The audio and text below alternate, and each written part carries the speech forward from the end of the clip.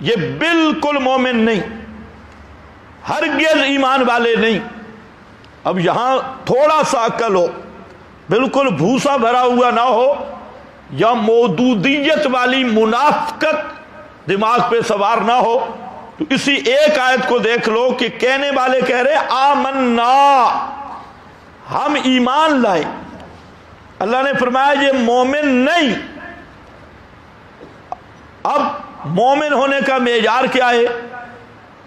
آمنو کما آمن الناس، کہ ایمان لاؤ کیسے؟ کما آمن الناس، جیسے الناس، سب مفسرین متفق ہیں اصحاب النبی، ایمان لاؤ جیسے پیغمبر کے صحابہ لائے۔ اب بتاؤ معیار کس چیز کا نام ہے؟ یہاں اللہ نے کیوں نہیں فرمایا آمنو کما آمن اللہ ورسولہ اس جاہل کے مطابق؟ اس نے جو کہا اللہ معیار ہے، تو اس کو جہاں تو آنا چاہیے آمنو کما آمن اللہ، ایمان لاؤ جیسے اللہ ایمان لایا۔ رسول تب بنتا نا کام، لیکن ان جاہلوں کو یہ نہیں پتا کہ آمن ایمان کا تعلق مخلوق کے ساتھ ہے۔ آمن اللہ نہیں، یہ آمن باللہ ہے، لیکن انہیں نہ اللہ کا پتہ ہے نہ باللہ کا پتہ ہے، نہ حق کا پتہ ہے نہ معیار کا پتہ ہے۔ معیار کیا ہے یہ بھی نہیں پتا، حق کیا ہے یہ بھی نہیں پتا۔ تو آیت صاف ہے آمنو کما آمن الناس۔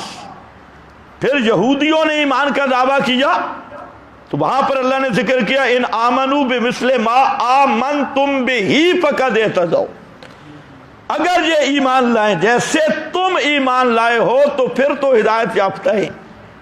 ان تولوا، اگر تمہاری طرح ایمان لانے سے یہ منہ پھیریں، انما ہم فی شقاق، اس سے بڑی کیا رہنمائی ہوگی قرآن میں؟ پھر من المہاجرین والانصار والذین اتبعوہم باحسان رضی اللہ، تو مہاجرین و انصار اور جو ان کا متبع ہوگا رضی اللہ، اس پہ اللہ راضی ہے، اس پہ اللہ راضی ہے۔ تو کتاب و سنت کے مفاہیم مراد معنی کا تعین وہ ہوتے ہی صحابہ سے ہے۔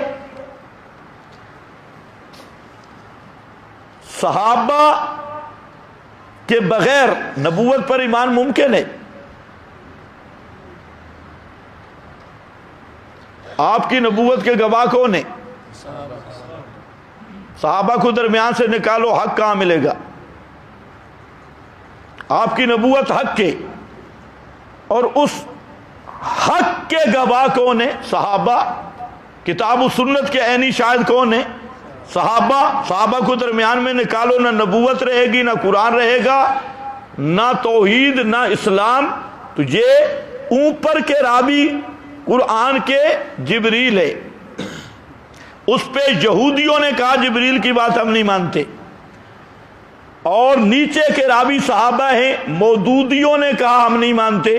اب ان سے پوچھو مودودیوں سے کہ صحابہ تو تمہارے لیے معیار حق نہیں ہے، ادھر تم دعویٰ کرتے ہو خلافت کا، تو خلافت کس ناج پہ ہوگی؟ پیغمبر خلیفہ گزرے ہیں، پہلا خلیفہ کون ہے؟ ابو بکر ہے، عمر، عثمان، وہ تو تمہارے لیے حجت ہی نہیں۔ مودودی نے تو اور بھی بڑی خرافات لکھی۔ تو بہرحال اسی طرح نبی کریم علیہ السلام نے جو 73 فرقوں کی بات کی، 72 جہنم میں جائیں گے، ایک جنت میں، تو وہاں پر معیار کیا بتایا؟ ما انا علیہ و اصحابی۔ سنت اور بدعت کا معیار کیا بتایا؟ علیکم بسنتی و سنت الخلفاء الراشدین المہدیین۔ آگے فرمایا ایاکم ومحدثات الامور۔